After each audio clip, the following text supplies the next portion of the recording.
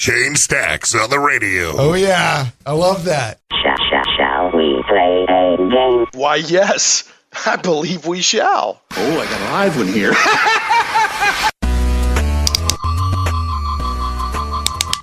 Brent, I just checked the subspace frequencies, and I think we're good. The tricorder reports our subspace radio frequencies to Little Rock, and the known galaxy in general are good. So excellent. I don't know.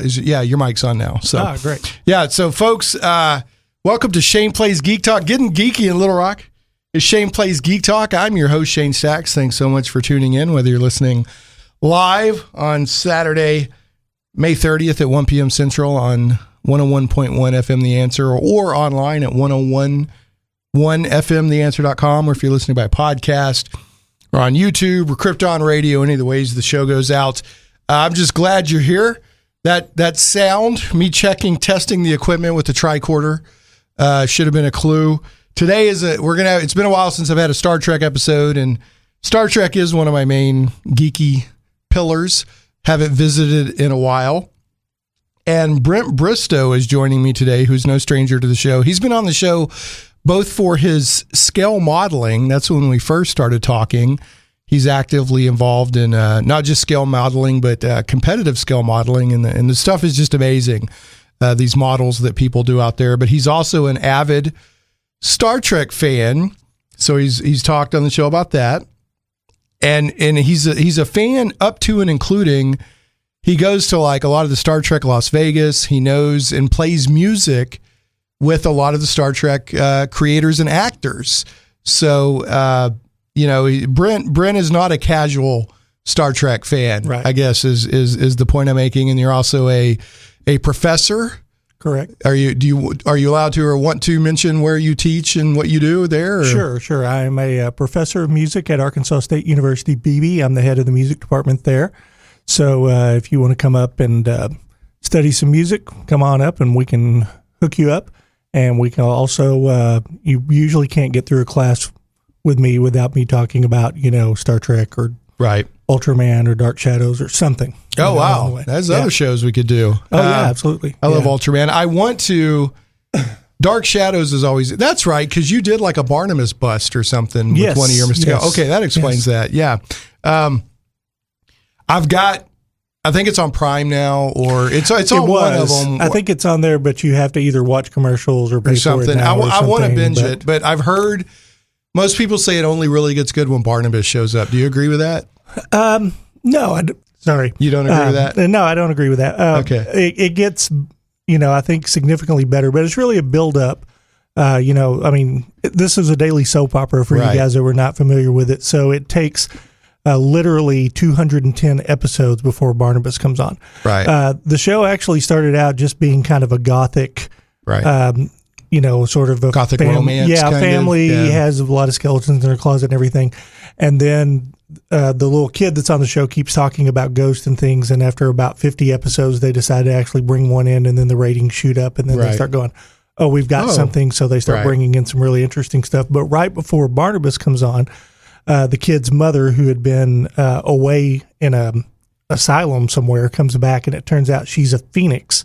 That every 100 years, renew. She kills herself in fire, and she takes her children with her. And so she's trying to do this thing where she's trying to get custody of the son. And so it's actually a really interesting story, and that's before Barnabas came on. So if you're missing that story, you're actually missing something pretty significant. Yeah. Okay.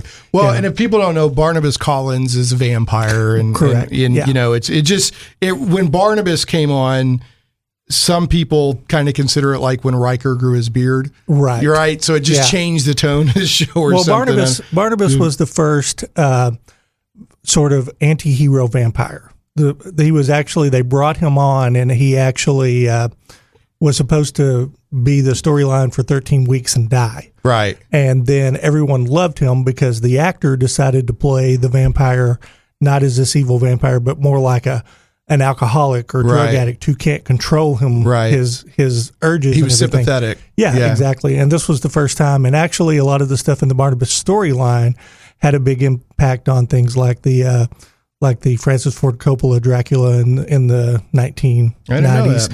Yeah, all of the stuff in that movie where Dracula is trying to find the reincarnated version of his wife, his love. That's right. all from the Barnabas Josette story from the original Dark Shadows. Interesting. Okay, and we're here to talk Star Trek, not Dark Shadows. But did you see and if so, what did you think of the Johnny Depp movie? Except for the fact that it has 5 of the original cast members that just have a cameo that kind of show up. Aside from that, it was pretty awful. I mean, you don't think it represented? No. In fact, if you get on Facebook and you go on any of the Dark Shadows fan groups, one of the rules is you do not discuss the 2012 Dark Shadows movie with Johnny Depp. Well, it seems like every time they reboot something from the 70s or 80s that was a TV show, they have to make a joke out of it. Right. I don't know why. I don't know what the thinking is there. They think it can't stand on its own or something. But anyway, we're moving on. Yeah. We're not here to talk Dark Shadows. But I mean, that's a nice geeky topic. So maybe around Halloween we could do it. Dark Shadows. Yeah. And folks, I want to remind everybody today. Now, Shane Plays Geek Talk is not going anywhere. Okay. So I got to be clear on this. Shane Plays Geek Talk is not going anywhere. Shane Plays Geek Talk on the radio for either long-term or short-term or permanently or not. I don't know. This is the last show right now on the radio. And so we started May 30th, 2015. Today is May 30th, that's 5 years. That's a 5-year radio show run, which most shows don't do that. So, especially like local shows, that are a kind of a niche topic, that kind of an experiment, kind of a labor of love. So I've loved being on Salem here at 101.1 FM, The Answer. Loved all the people I've worked with. But for now, I'm going to go podcast only. So if you want to keep up with the show, it's not going anywhere. Just go to shaneplays.com and there's a Shane Plays Geek Talk link there, and it's got all the information on the way you can keep up by podcast. You can go to kryptonradio.com and listen to me there weekly. You can go to YouTube, subscribe, follow me on YouTube, Go Shane Plays on YouTube, and I put the show there. So there's plenty of ways to keep up with the show is what I'm saying. And I'd love for whoever listens by radio only to keep going with me on a journey into the things we love. But if for some reason you don't want to, or you just prefer radio only, I've loved having you follow me. I know there's people out there listening that interact with me quite a bit that I know that listen on the radio. So I love doing the show, and I've loved being on. I love talk radio. I love sitting here at the mic. I love, all the things about radio. I think that radio is a great medium. So, and maybe one day we will return to the airwaves. But for now, we will be on the podcast waves. So you can just follow Shane Plays Geek Talk as a podcast. It's everywhere. If you go to any of the major podcast services and search for Shane Plays Geek Talk, it's there. So anyway, enough of that. And this may or may not have anything to do with Muffin. Longtime listeners of the show will know that the head of my news team, Sal, his grandmother, and her dog Muffin would get upset when I didn't banter with my previous engineer, Zach. And crazy stuff happened. It would take a whole show to go over that. Just crazy things happen.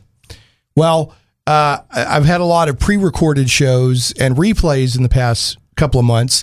So listeners, and including Muffin and Sal's grandmother, never got a chance to really get to know John, who has been engineering the show. So I got some intelligence from the Mobley Detective Agency. They sent me a thing saying that all of the circumstances that have come together that I'm leaving the airwaves for the time being are probably Muffin related. So drat you, Muffin. I'm shaking my fist in the air right now. And I this is not the last laugh. For the laughs bark, Muffin. You have not gotten the last word. Okay. Enough of all that. Let's talk Star Trek. Okay. Hey, before we do that, I do want to say one thing real quick. For all the Star Trek fans out there, you probably heard that Richard Hurd passed away this week. I did hear about that. And if you don't know Richard Hurd, you do know him if you don't know the name. He was on V. He was on T.J. Hooker. He was George Costanza's boss on Seinfeld. He played Admiral Paris on Star Trek. I did get the opportunity to perform with Richard, and he was such a super nice guy. And so for years, every time that I would see him, he would give me a big hug and smile real big every time I saw him. And we'd sit and visit for a good little while. And just a true gentleman, and this is just a huge loss to the Star Trek fandom. Right. And I'm just I've seen really a lot. bummed out. I've seen a lot more tweets than usual about him. Because usually, I'm not saying he's a bit actor. He's been in a lot of stuff. Yeah. But for Star Trek, he was on Star Trek, but he wasn't like an ongoing major role. No, but I've seen so much post about him, Right. For Star Trek and others. So he definitely left a mark. Absolutely. So what instrument did he play when you played with him? He sang, and he played like the old tub gut string bass. Okay, cool. Kind of like an old sort of skiffle instrument. Okay. Yeah. Gotcha. All right. Well, thanks for mentioning that. Yeah. There's real people behind the stuff we love. Absolutely. Yeah. Absolutely. And when they die, it's a loss. Right. It leaves a hole. So, all right. So here's what we're going to do today. I have many times discussed Star Trek, the new, what I call new Trek, whether that's fair or not. I'm going to lump new Trek. I'm going to lump the Kelvin Universe movies and the stuff that CBS has done the past 2 or 3 years under the banner of new Trek. Okay. Which started about 2009. What we're going to talk about today is the stuff that specifically CBS All Access has been doing for about 3 years now? Yeah. Something like that. Right Okay. about that. So we've had 2 seasons of Discovery. Correct. We've had 1 season of Picard. Mm-hmm. And then they have these shorts that are of just however long they need to be, usually between 10 and 15 minutes, Right. called short treks, Mm-hmm. which are, I don't know, anecdotes, whatever you want, just short stories, if you will. And so that is what CBS All Access has put out so far is 2 seasons of Discovery, 1 season of Picard, and then the short treks. Now, there's also evidently an animated series called Below Decks coming. Lower Decks, which is going to be sort of a funny take on the people you don't normally see. Right. Because Star Trek usually focuses on the bridge officers. Exactly. It usually focuses on the captain and then everybody around them, but Discovery is focused more on Michael Burnham. Right. She's a bridge officer, but she's not the captain. But it's definitely been her story these 2 seasons for the most part. She's been the emotional center, even though there's larger stories going on. So, and then we have Strange New Worlds coming, right? Which I think a lot of people got excited about because that's going to be that's going to have Pike commanding the Enterprise with his number 1 and a younger Spock and all of that. So, and what's interesting about that, I'll just go ahead and I'll say that. Well, let me back up. One of the reasons we're doing the show is because I've expressed many times my disappointment with what I've seen with what CBS has done with Trek in the past 2 or 3 years. And I've always been careful to say if people like it, that's fine. I'm not saying you shouldn't enjoy it. I mean, I'm not here to tell you what you can and can't enjoy. Right, I mean, it's your entertainment. Yeah. As me, what I had seen, and this was based on, I watched the first episode of Discovery that they aired on regular CBS, and then they aired part 2. You had to go to the CBS All Access app to watch it. Right. So I'd seen that, and then I was, just reading people say, "Here's what's going on in Star Trek right now," and people were telling me what's going on in Star Trek right now, and everything I saw, I was just like, "This is not the Trek I want." All right. I mean, they're obviously allowed to make it. I'm not sitting on a throne. But this just isn't the Trek that I would choose. And what I brought it down to was I'm not going to go pay a streaming service to watch it. If it was on TV, I'd probably watch it, but I'm not going to go out of my way to go watch it. Right. I prefaced that and said, if a circumstance ever arises where I can watch a lot of it and I don't have to pay for it, I'll give it a fair shake and go do that. Right. So, a couple of months ago, 2 or 3 months ago, CBS All Access gave out a free month. Mm-hmm. And I said, yeah, that's fair. I'll go check it out. Because at that point, we had 2 seasons of Discovery and Picard was going. And I'm like, that's only fair. I will go check it out. Mm-hmm. And then it's been funny because every time I try to break up with CBS All Access, they keep giving me more. I'm like, okay, my month is up. And then they're like, no, we'll give you another month. So I'm on like month 3 and I haven't paid a dime. So Good.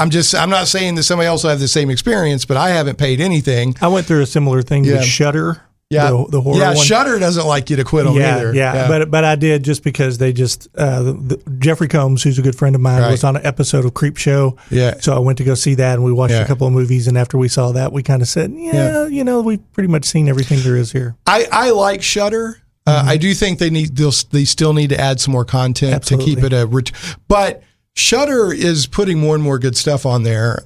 Shudder, if people don't know, it's SHUDDER, not TTER. Shudder. And probably one of their main anchor shows right now is they brought Joe Bob Briggs back. I don't know if you're ever a Joe Bob Briggs fan and Movie Vision and The Last Drive-In and all that. So he does marathons and stuff, but they have some pretty good original series. But yeah, there's been several times I said, okay, Shudder, I'm gone. And they're like, no, just take another month. I'm like, well, okay, if you're just going to give it to me. Yeah. So, but anyway, back to Trek. So you have more than once said, man, I'm a real serious Trek fan. And, I kind of like this stuff. Right. And, maybe give it another shot. So two things came together. One, I went and watched everything, and you had reached out, said, hey, do you want to do another Star Trek show? And I said, yeah, let's do that. Right. So now we're going to talk about Star Trek. I'm fully informed. I've watched everything, including every short Trek. Right. I've watched it all. And I will say the short Treks are wonderful vignettes. Mm-hmm. That's what they call them. They're wonderful little vignettes. Well, I think one of the things with the short Treks they were trying to do, after all the lawsuits that happened with, all the Axonar stuff that happened and everything, and CBS sort of sent this edict, which I don't agree with, that fan films can only be like 15 minutes long, which everybody kind of said, oh, well, that's terrible. But I think CBS did a great thing, which they showed you can do this. Yeah. You can tell a good Trek story in 10 to 15 minutes. So if you want to do this, be more creative. And I thought that was interesting. I think that's true because the Q&A one with Spock and number one in the elevator not only was interesting, but it filled in a lot of the, like, why did Spock act so different in the cage? The cage. And that kind of, they retroactively kind of explain that. Exactly. Now, the real reason is because they hadn't really locked down the character of Spock yet. It was a pilot. Right. But, originally, you probably know this, but originally, the more mathematical mind was going to be number one, right. And they merged the two characters when they got rid of number one. Yeah, and a lot of people don't know Spock was intended, and I think they've actually said this, to look like a satanic character, but to exhibit joy and friendliness. So it was supposed to be this dichotomy, this conflict. Like that doesn't, he's the evil looking character, but he's friendly and happy and all that. Yeah. But they addressed two things in that short Trek. One was that he shouts. Remember, because in the cage, when he's reading the stuff off of the view screen, he's like shouting it. And the other was, of course, his smile when he sees the blue flowers. Exactly. And they explained that. So in having seen everything, I'll give you my summary, my 1,000-mile high overview thoughts, and then we can get into specifics. I think that I think that everything I saw in both seasons of Discovery and Picard are excellent dramatic storytelling. They're done well. Nobody can argue. This isn't whether it's Trek. I mean, what it comes down to is does it scratch my Trek itch, right? Right. But there is some wonderful creativity, really good acting, excellent production design, exciting, entertaining sci-fi drama. There is no doubt of that. And there's some really good stuff. I think that the first season of Discovery was not my cup of tea at all. For whatever reason, I'm just like, I wish they hadn't done that season. Well, as we talked about when I was on your show last time, the whole story of that was that you had Lorca, who turned out was from a mirror universe, who brought this group of people together for a specific reason. So they could get back home. Right. And so you brought together these people. You had Still Cadet, you had Stamets, who was just this researcher that didn't want to be on a ship. And so you didn't have a crew, really. Right. You had these people that were drawn together for a specific purpose. Yeah, he was using them for his nefarious purposes. Right. And it takes the entire season for them to come together as a crew, as we think of. So I think that's the story, and that's kind of the point I think of season one. Like, what I guess what I'm saying, like, I wish that they had started Discovery after the Klingon War. It just felt, it was the Klingon War. And interestingly, I loved all the Klingon stuff, the Klingon with Voke and all that, and Ash Tyler. Man, that was some amazing stuff. Right. But just the tone of it and it just, like, between the fact that you had this big Klingon War and you had Lorca was really evil and they were going to the mirror universe, just the whole tone of it felt like a tone that I didn't want, especially don't come out the gate on that. Yeah. Now, other people may disagree with that. That's fine. But as a character, I love Lorca. Oh yeah. Yeah. He was very engaging. I was rooting for him to live because I was like, even though he's evil, man, he's a good captain, know, Yeah. he's a leader, and I'll say this, I'm still rooting for him to come back. Oh, well, I am too. Let me tell you how. Absolutely. Because he dissolved into the mycelial network. Right. Right. And folks, there's spoilers here. Obviously, this stuff's been out for a while. We may be getting into the weeds. The mycelial network is a natural fungal network that crosses the universe and the multiverse, and certain creatures can traverse the multiverse on this highway of fungus. Okay. Right. And that's where the spore drive came from with Discovery. They learned how to exploit the mycelial network. And so you have this spore drive, the Discovery, there were 2 ships that are Chesterfield class, if I remember right. Right. And there were only 2 of them that looked like the Discovery. And they were both these research vessels that were trying to get the spore drive to work. The Discovery and the Glenn. Right. And the Glenn at the beginning has a mishap. So you only have 1. Mm-hmm. Okay. So the first season, like I said, there were some great characters. Everybody loves Tilly. I don't dislike Tilly, but she's like the obvious character that everyone's going to love, right? She's like, and the moment that I liked Tilly wasn't all the little fun stuff she says or where she drops an F-bomb and then Stamets goes, yeah, science is F-bomb cool or whatever. It was when she went and sat down with Ash Tyler in the galley. Yeah. And that was the moment that I went, okay, I'm down with Tilly. Yeah. Not all the little fun, crazy social awkwardness stuff, which is entertaining, but that was a great moment. Yeah. That wasn't just a good Star Trek moment. That was a good creative storytelling moment. Right. She went and sat down with Ash Tyler after he had basically killed another crew member and all that. Right. So, but she's funny, you know. Yeah, absolutely. Yeah. I don't dislike her. She's a lot of fun. Yeah. But anyway, so I think that season 2 of Discovery is getting a lot closer to what I personally like the tone of Star Trek to be. I would agree. Yeah. The one thing that I feel that it's missing still is Star Trek for me. The Star Trek I like is when they're dealing with current real world social issues in a sci-fi setting, because that gets people's shields down, right? Like the classic, everyone brings this up, the original series Star Trek episode where you had the people that are half black and half white and they hated each other. Battlefield. Right. Yeah. And they hated each other. And then you find out, well, one of them they're black on the left and the other one are black on the right. And to us, it's silly, but to them, it means everything. I still haven't seen a lot of that in Discovery. I've seen excellent dramatic science fiction storytelling.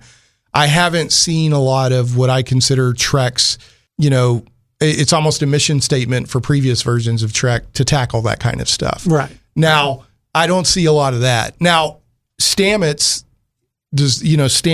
and is it Paul? No, Paul is Paul Stamets. Hugh Cofer. Hugh. I love those guys. Yeah. They're great. Absolutely. But I mean, that's not really tackling anything, right? It's representing. Right. It's representing but they're not really exploring or trying to get people to, and I love Stamets is one of my favorite characters. Yeah. And as things went on with Hugh, I got a lot more interested in Hugh and everything. Right. But yeah, Stamets, him and Hugh, they're in a same-sex marriage. Right. And then they reveal that, is it Jet Reno? Yeah. She mentions that she had a wife. Right. And by the way, I love Jet Reno. Yeah. Jet Reno's way on the top of the list of my favorite characters. Yeah. She's fantastic. I I could watch probably a Jet Reno show. I like her, and she's a very cool engineer that they find who's kept a lot of people alive by just using engineers. Like, they're like, are you a doctor? Nope, I'm an engineer. Same thing. And she's kept all these people alive, and she's got a really good sort of gruff. I don't know. I liked her immediately. So there's a lot of wonderful characters. Exactly. In Discovery. But like I said, and the second season was getting more, I think is getting a little bit more like, okay, that's the Star Trek I'm kind of hoping for. Yeah. But I still prefer a more episodic, contained episodes and they're saying, I've got a little thing here that I found.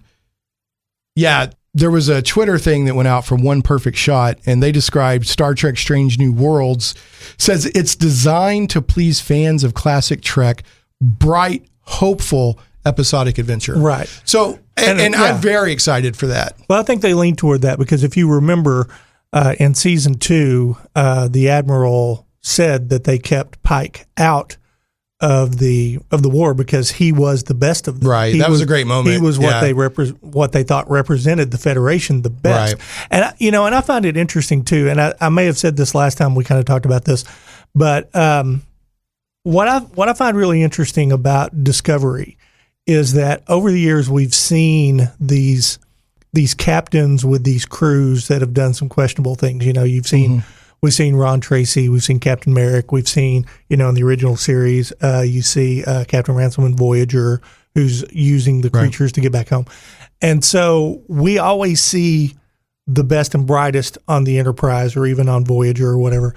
But we know that these crews that are a little more dysfunctional exist. And so to me, it's kind of interesting to see the other side of that, to see what really is the average of, if you're serving on a crew, what are the odds that you're going to be on the Enterprise versus you're going to be on a ship like Discovery? So I find that really interesting. But I think Pike did a lot to really kind of bring that in. And Pike came in like it was an entire tonal change when Pike showed up. And I've got to say, Anson Mount, he's brilliant, is amazing. He's really, really good as Pike. He just nails the character I didn't even know that he had to nail, right? Because nobody's ever played Pike that way. You haven't seen Pike that much, right? Pike is fascinating because you see him in the cage, which later becomes the menagerie, right? Mm-hmm. Or is it? Do I have that reversed? No, you were right. Okay, you're right. And then he's in the JJ Trek movies, and that's it. And then he's in some novels and stuff, right? But because he's this huge figure in Star Trek lore, and so Anson Mount had to come in and basically create the character of Pike, really. And it's like there was no stumbling. Usually you have to see somebody work into a character. I mean, he just boom, I'm Pike. He was there. And it was beautiful from the ground go. So that's like I said, there's a lot of. If I had to really say what I feel about Discovery, there's a lot of individual elements that are very good. I just don't feel like it's cohesed into what I would want out of Star Trek. But now I'm looking towards Strange New Worlds. Right. Because they're signaling, we know that a lot of you guys out there want this. Yeah. So we're going to give you this. Well, the flip side of that is let's consider this for a moment. Now, of course, for me, the first season of the original series right out of the gate, was pretty brilliant. When you have episodes like Balance of Terror, even Miri, Charlie X. I mean, those are just great episodes in season 1. But if you look at season 1, season 2 of Next Gen, Deep Space Nine, they took a while to get their legs. They took a little while. And so while, I agree with you that not everything is perfect, there are some elements they need to improve upon. But I also, when I compare first 2 seasons of TNG versus the first 2 seasons of Discovery, as far as just having their act together and Discovery wins. Discovery wins. I just disagree with Discovery's mission statement the first season, and a little bit was, you see what I'm saying? I mean, production wise, like I said, I can't fault them. They're amazing. But so far with both seasons of Discovery and with Picard, the Federation and Starfleet don't feel like the Federation and Starfleet to me. Well, you're saying that that you think that Star Trek should reflect the times. And to me, it does, because, I mean, I don't remember a time in my life that people have distrusted the government on many levels. And I'm talking both from the liberal and from the conservative standpoint. You know, I mean, look on social media every day. There's someone criticizing something. You can't say from both sides. You can't say the sky is blue right now without somebody calling you an idiot. Exactly. Right. And so, to me, having these Star Trek series where you have characters like Picard, who is not, because that's the thing about Picard, is that in a dark situation, Picard remains Picard. That to me is what Picard is all about, and that he is like Pike. He is the best of them.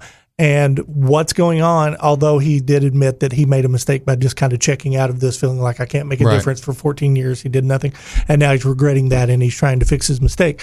And to be fair, what do you call it?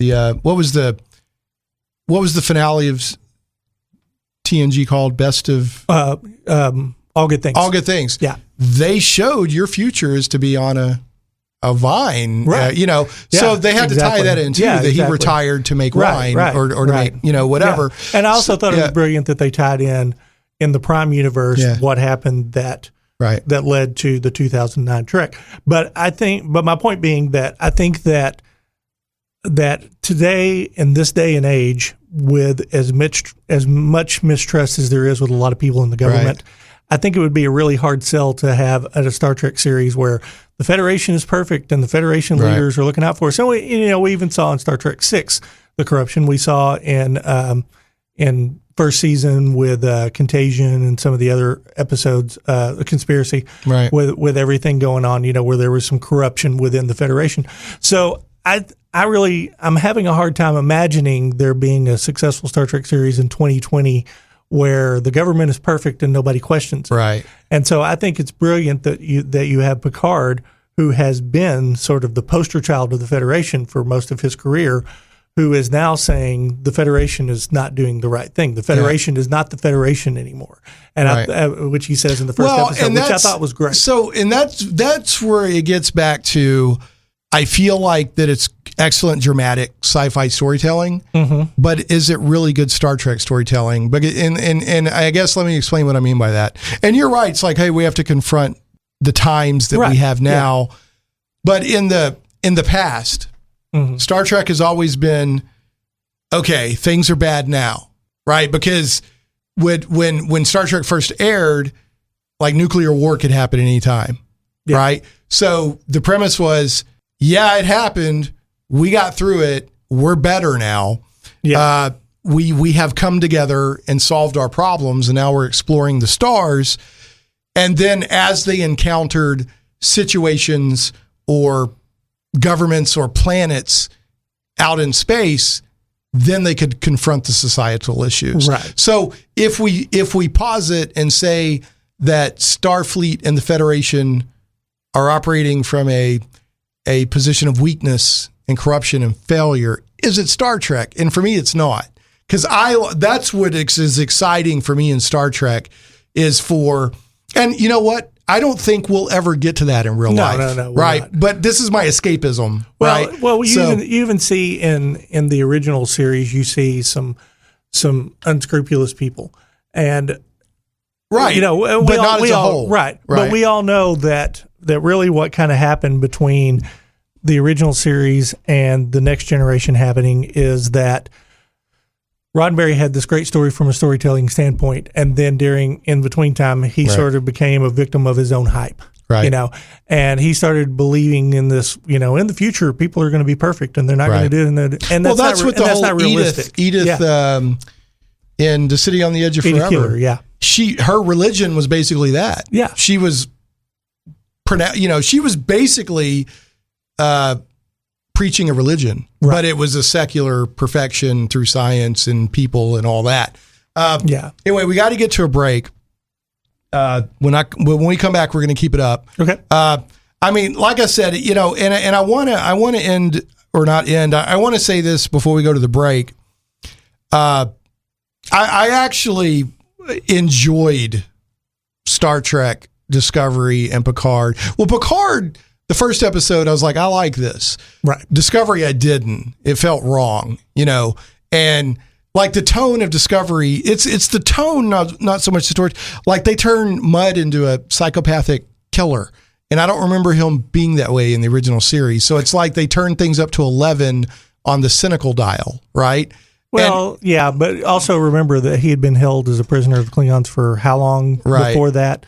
I mean, people change in war, and definitely if you're been held as a prisoner of war that's been tortured for months, I mean, you're going to do whatever you can do to get out of that. But when then when he went to take revenge on Discovery, I was like, that does not feel like it's a wonderful depiction by Rainn Wilson, but that doesn't feel like Mudd. Yeah. Now I did like the short trek where Mudd was captured by a bounty hunter. Oh yeah, that was wonderful, right? Yeah. But the portrayal of Mudd in Discovery felt way disconnected from the Mudd that we saw in the original series. Yeah. He seemed more like the grifter type, but not a homicidal maniac. So, but anyway, but overall, tone things aside, I did enjoy Discovery more than I was expecting. Yeah. There were elements of Trek in there more than I was expecting. Good. Okay, so I want to say that. Let's get to a break. We'll come back and talk a little bit more and maybe try to get to Picard as well. John, go ahead and take us to a break. Are you a fan of thrilling adventure, daring suspense, and just a touch of romance? Cursova has you covered. Since 2016, Cursova has been publishing the very best in contemporary fantasy and science fiction, retro pulp, and for you D&D gamers, Appendix N style fiction. Based in Little Rock, you can pick up their flagship magazine locally or at Michael Tierney's The Comic Book Store on Treasure Hill Road or Collector's Edition on JFK in North Little Rock. Swing by one of Michael's stores and pick up an issue or find them on Amazon. CIRSOVA, doesn't start with a K, it starts with a C. CIRSOVA, Cursova Magazine. Check them out today. And speaking of Michael Tierney's comic book shops, comic book lovers, head to Michael Tierney's local comic book stores for the newest books on the shelves, plus a fantastic selection of back issues. Visit the comic book store on Treasure Hill Road in Little Rock and Collector's Edition on JFK Boulevard in North Little Rock. And don't forget to click on over to the wildstars.com. Michael Tierney knows comics. In addition to being in business for nearly 4 decades and publishing his own comic book series, The Wild Stars, for almost as long and still going, he has written multiple columns for comics magazines and is an Overstreet Price Guide advisor. Michael is also the author of the wildly successful, high-quality, 4-volume labor of love, the Edgar Rice Burroughs 100-Year Art Chronology. Remember, for all of your comic book needs with friendly service, make sure to visit the comic book store and Treasure Hill Road in Little Rock, Collector's Edition on JFK Boulevard in North Little Rock, and thewildstars.com to learn more. Tell them Shane Plays sent you. And last, but never, ever, ever least, I want to go ahead and throw out some love to Game Goblins. Some goblins are your friends. Game Goblins is Central Arkansas's premier retailer of Magic the Gathering, Warhammer 40K, board games, card games, RPGs, miniatures, and hobby accessories. Call Game Goblins at 501-224-GAME or visit them online at GameGoblins.com. That's 501-224-GAME or GameGoblins.com. Conveniently located 1121 South Bowman, right on the corner of Bowman and Canis in West Little Rock, and staffed by friendly employees, Game Goblins has expanded their store size, and there is plenty of room for exciting inventory and tables for play space.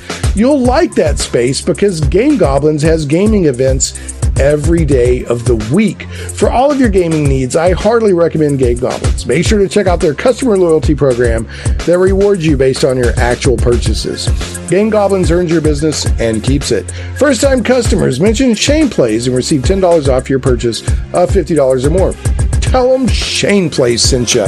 And folks, if you do visit any of my sponsors, please tell them that you hear about them on the show. That helps them know that their advertising money and the relationship we've built is time and money well spent. Shane Plays Radio is blessed to have sponsors, and we appreciate them very much.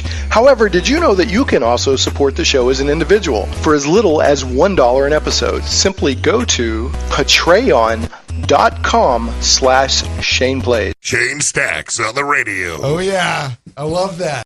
Hey, welcome back to Shane Plays Geek Talk, a journey into the things we love. I am talking with Brent Bristow, who's a big time Star Trek fan. And he's asked me more than once to, once I finally watch Discovery and all that, to talk about it, because, I've been pretty outspoken that it's what I knew of it was not my cup of tea. So I finally have watched both seasons of Discovery, and I've seen Picard and all the short treks, because basically CBS All Access is giving it for free right now. And I always said if I could just watch it, I'll watch it. Right. So, I'm not just going to fold my arms and, I just don't want to do that. And there have been, to sum up, if you're just joining before the break, to sum it up, the second season of Discovery, I think, went in a much better direction for me personally. The first season the tone just felt off to me, but other people liked it. Fair enough. One of the things that I had made a note here on, Brent, I said, I think they made a mistake rolling out with the first 2 episodes of Discovery. It set a tone and expectation that actually reflect what the series would be. Yeah. I feel like if they would have started with the 3rd episode and then told the first 2 episodes through flashbacks or some other way, I think it would have been less jarring for me. I think I agree with that. Yeah. And I think a part of that had to do with the fact that, what was Brian Fuller, I think, that was originally involved. Yeah. He had I think he and CBS along the way he sort of had a very different idea what he wanted to do. And so I think that ended up kind of being a result of that split. Okay. You think? I think. So what do you think it would have been if we'd have had Fuller staying the whole time? I think it would have been more like what you saw in the first 2. Okay, the entire time. Yeah. Okay, well then, if that's the case, speculating, then I'm glad that, even though I have respect for what he does, he's produced a lot of good TV. I'm glad he moved on. So if it's not a good fit, it's not a good fit. Yeah, if it's not a good fit, it's not a good fit. Yeah. So anyway, Discovery, like I said, it's getting, it got more to my taste. There was a lot of good storytelling. There were moments where it felt like Trek. Yeah. Like when they go to Kaminar, Saru's planet. That felt like Trek storytelling. Yeah. When they went to Terra Elysium, that felt like Trek storytelling. That one to me really sort of stood out. I mean, bringing in Pike and then doing that episode, that really to me was sort of a return to form. It felt like Trek. And of course, the episode, if memory serves, I think is one of the best episodes. Where they go back to the Telosians. Oh yeah. That was amazing, brilliant. Yeah, I can't believe I didn't even bring that up. Yeah, and where they tied into the cage and the menagerie. Yes, yeah, that was fantastic. I mean, just the opening when they said previously on Star Trek, dude, and they had that. I even tweeted something like, I said that was very brave of how they did that. Yeah, because they said previously on Star Trek, and they showed scenes from the original teleplays. Yeah. But the way that they justified the tone being different was it was Pike's memories. Right. And I was like, that was brilliant. Right. That was done really well. And it told you what you needed to know while honoring what had come before. Absolutely. Yeah. And I also love the episode when he goes to get the crystal and he sees his future. And he knows that's what's coming, but he says, I'm not going to stop being who I am. Well, he says, I'm a Starfleet officer, and this is what, and that's what I'm talking about. It's like, he's like, we're Starfleet, get it done, and I love Starfleet moments like that. That's what, whether it's like, I'm just not willing to move into the future, right, or whether there's a specific core thing that is Star Trek that I'm missing, whatever it is, I want Star Trek moments like that. I want when Starfleet showed up at the end of Picard. Mm-hmm. And that felt like Starfleet. Yeah, absolutely. Right? That was like, and that felt like Starfleet. Well, reiterating what I said earlier, sort of, I still think that like what we see in season 1 is we see a group of people who are not really a cohesive Starfleet crew. And I think that's come together. And then Pike coming in as their captain and sort of setting the example, I think sets it even more. So if you look at it from, it's funny to me because people talk about how there's no character development. I think there's more character development in this than there is in a lot of series. I would never make that accusation. Yeah, exactly. And so there has been like tremendous character development among many characters. Exactly. I wouldn't see why anybody said that. Well, they're just looking for an excuse to all you got to do is look at Saru. Oh, you yeah. know, and I mean Tilly has, and I mean Michael Burnham, of course, is developing, but Ash Tyler, yeah. you know, you could even argue that there was character development with Pike because he had to confront his future and push through. So I would never. Oh, yeah. Like I said, it's really good storytelling. Yeah. I will never say that it's not. Everybody that is working to make that show good is doing yeoman's work. Right. That's not my point. It's just like, you know, there's a feel or a somebody said, I read somewhere said the Star Trek has lost its way in its soul. I don't know if I would say that because if all I was basing it on was the first season of Discovery and just a couple of episodes of Picard, I might say that. Maybe. But I don't think that's fair taking it. There's a lot of good moments. Well, let's do this. Let's take it to Picard for a few minutes. We've only got about 6 or 7 minutes. So Picard is interesting because Discovery came out the gate and I was like, not my cup of tea. But the more I watched it, I'm like, okay, there's some good stuff here. Right. Picard, again, even though it was good storytelling, the first episode, I was like, I'm in. And the more I watched it, I just stayed with it to finish it. Even though there were some good moments in it, but I don't know. First of all, like they dropped like 1 or 2 F-bombs in Discovery. Fair enough. And then even later in the second season, they were like, you're not allowed to cuss on duty, kind of referring back to that and, you know, kind of winking at the fans, right? Picard was like, it's all over the place. Picard is like, they're like, we're just going to let them fly. And like, even there was one scene where it's like, you know, I've located the females, whatever. And, you know, cause you had that Romulan and his sister. Yeah. And she's like, well, did you F them yet? And it's just like, where is this coming from? I mean, it's just too much, you know? So, there was some good storytelling. It's always good to see Jean-Luc Picard. Absolutely. And I love Jean-Luc Picard. You know, I love the space elf. I want a space elf. I love the space elf. Yeah. I thought it was cool to see 7 of 9. It surprised me the direction they took her, but I liked how she played her character and everything. Right. But it just, I mean, you had admirals just ripping Picard left and right and these really cynical moments. And it's just, like I could not, there's no way I could, you know, Star Trek has always had risque moments. Right. Okay. They've always showed beautiful women. Yeah. That's just been part of a history of Star Trek. But for the most part, it's something you can sit down and watch with your kids and make it a family experience. I think I know a lot of people that they say, you know, I grew up with it, with my dad or whatever. Right. And maybe you could select some episodes, say, no, son, we're not watching that one together. Right. But for the most part, a lot of the nitty gritty was off camera, right? Or suggested or implied. Right. Even though there was some costumes on women that didn't leave a lot to the imagination. I'll acknowledge that. There's no way I can sit down and watch Picard with my son. Yeah. Right. Well, the flip side to that is that, number one, how old is your son now? He's 6. But I mean, it's this. I mean, how you know? It's going to be a long time till I can watch Picard. Right. You know? Well, my point being that, you know, as we said last time that I was on the show, there's 700 hours of Star Trek before you get to Discovery and Picard. Right. Watch that with him. Okay. But you know, but that's kind of dismissive, though. Well, I mean, like, do you not want Trek that a whole family can watch? Or? Well, I think that I'm an adult and I want to watch an adult show. All right. I mean, because I hated, like most people, The Phantom Menace. They tried to make it this super family thing. Yeah. I remember being 29, walking in on opening night, seeing that and going, oh my God, this is awful. You know, because Jar Jar. Yeah, Jar Jar and all this stuff, right? And 8-year-old Anakin hitting on 20-year-old Natalie Portman. I mean, I just thought, what is this? Yeah, what it's weird. Doing?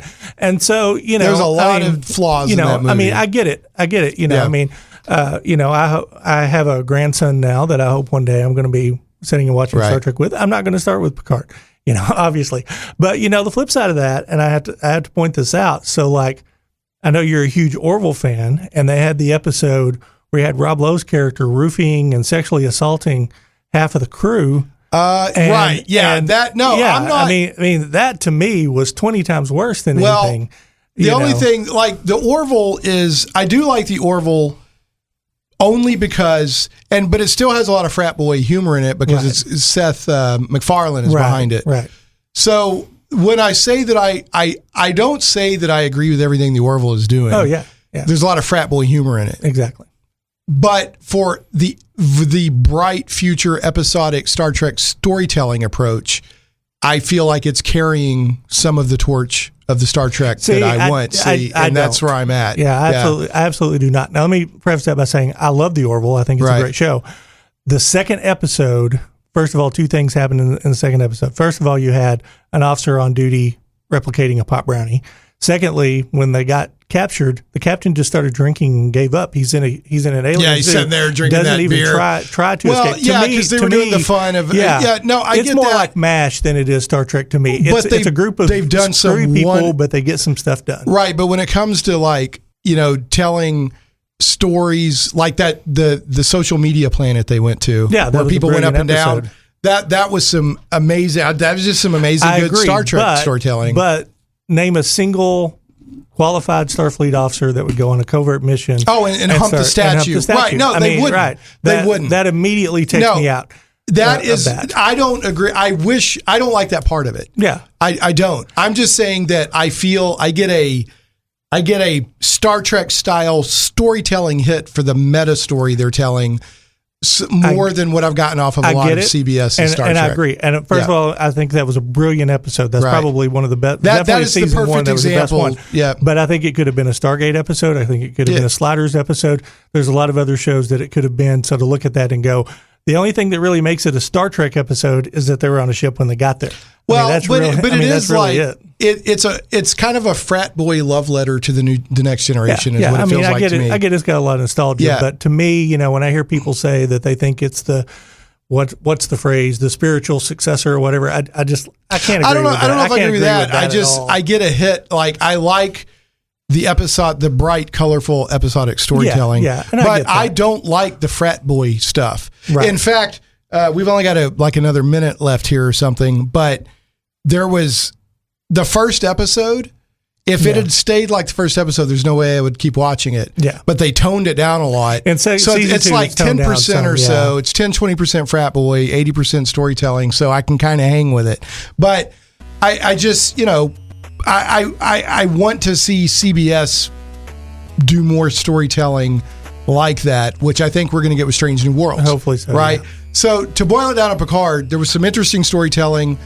They did, in Picard, they did confront a social situation. Yeah. Androids shouldn't live, and that you can apply that to a lot of current stuff. They were telling a lot of, under the radar storytelling there. I just, it was cynical. It felt real cynical. But I think that the point was... How much time we got left, John? We got 1 minute. I think the point was that Picard remained the hopefulness. Picard remained Picard. And that was the point, is that in the darkness, Picard was still the light. Yeah, Picard remained Picard, and I will never take that away from it. And they gave me the space elf. Okay, we got to end on the bad joke of the week. So, what does a Romulan frog use for camouflage? You probably know this one. I do know this one. All right, give it to me. A croaking device. All right, what is the least popular show on Bajor? That I do not know. Keeping Up with the Cardassians. Oh, yes. Brent, it's been a pleasure. As always, yes. I will say that I'm very interested in seeing Strange New Worlds. Excellent. Yeah. Excellent. So, all right, man. Well, thanks for taking the time to come on. Thanks for having me. I appreciate it. Yeah, cool, man. Be good. I've been working with sample specimens from a species native to Iota Geminorum 4, Triblusis ventricosus.